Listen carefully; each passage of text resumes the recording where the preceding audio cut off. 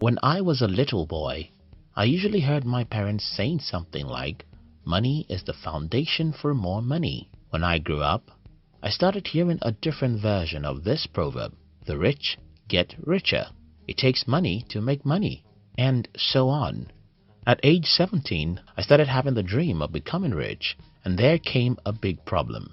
If I believed what my parents have been telling me since I was a child, that money is the foundation for more money, then I'll have to accept my fate and endure poverty for the rest of my life.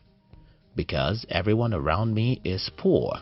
So if my parents, uncles and aunties are poor, and money is the foundation for more money, then since I was born by poor parents, I have to remain poor.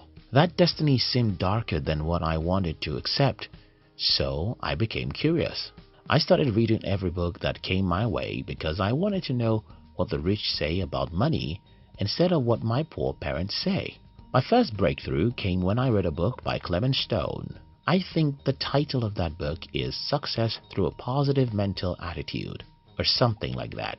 Reading these books for the first time in my life, I came across the acronyms which OPM, which is other people's money.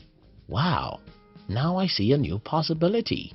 Though I was yet to figure out how to get or use other people's money, the mere fact that there's something like that makes me break away from my parents' and societal poor mindsets about money. I was excited. If truly there's something to be called other people's money, I'm going to learn everything I can to know how to get and use it. I continued reading. Then I read Think and Grow Rich, and that furthered my understanding about other people's money and getting rich. My financial breakthrough came around the year 2008. I read Creating Wealth by James Allen and You Can Negotiate Anything by Herb Cohen. In Creating Wealth, James Allen told the story of how he claimed on the national television that he could buy a piece of real estate property without any money. The journalist decided to take him up on his claim and set him up. He threw Allen into a city he never knew he was going to be, and without money, he bought a piece of real estate. This story got me crazy and nothing in the world could stop me. I said to myself, if someone could be so smart that he could go into a city without money or connections and buy a piece of real estate, I just have to figure out how to do this. If you can negotiate anything, Herb Cohen breaks 3 simple strategies you can use to get whatever you want from other people, and that includes getting capital and resources to invest. Reading that book is a game changer for me, and I'll forever be grateful to God for sending me such a book. Since the last 11 years and 6 months, I've been able to get money and resources to invest again and again, even from unbelievable sources. And this is how it all started. It all starts from your mind.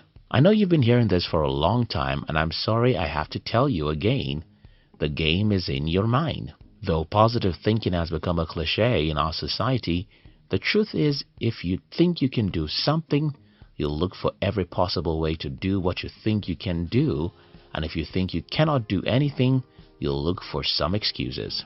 My parents always said that money is the foundation for more money.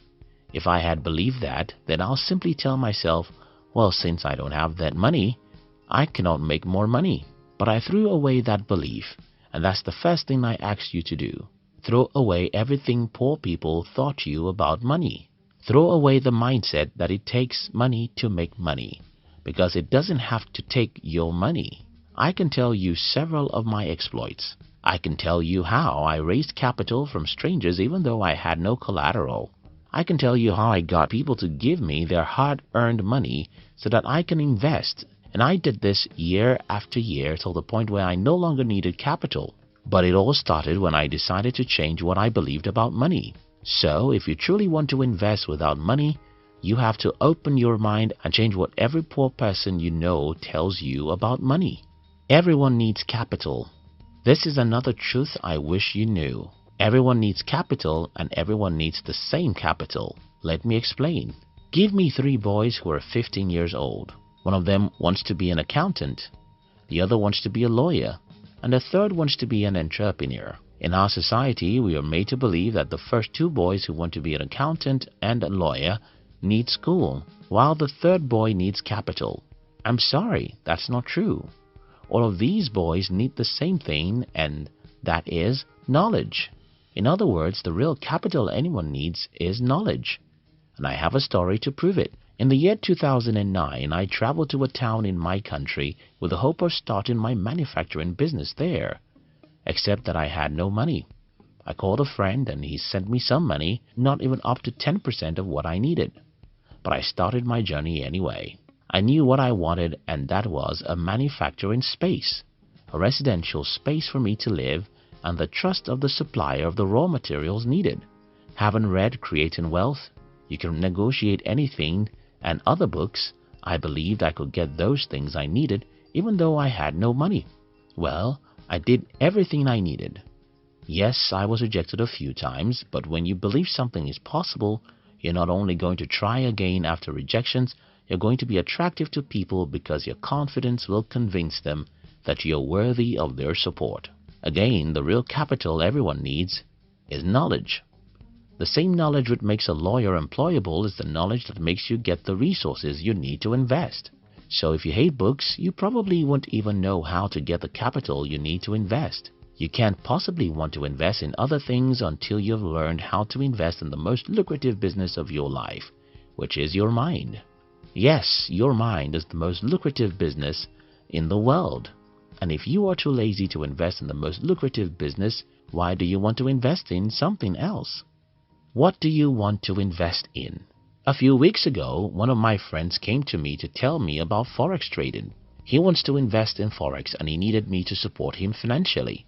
I love him, but I didn't support him. Now you know that I'm a bad devil. But that's not it. You see, when I heard my friend talking, I knew that he didn't know what he was talking about. And that's another problem most people have when they want to get other people to invest in their ideas. Don't deceive yourself. Most people who have money to invest in your ideas are very smart, extremely smart. If you want to see this in real life, watch Shark Tank on YouTube. You'll see how sharks can easily see the loopholes in your ideas, and that's what you'll encounter anywhere you try to get others to invest in you. Because usually, people who have money have been either entrepreneurs or investors for 1 or 2 decades. These people know fake enthusiasm, fake ideas, and fake market evaluations.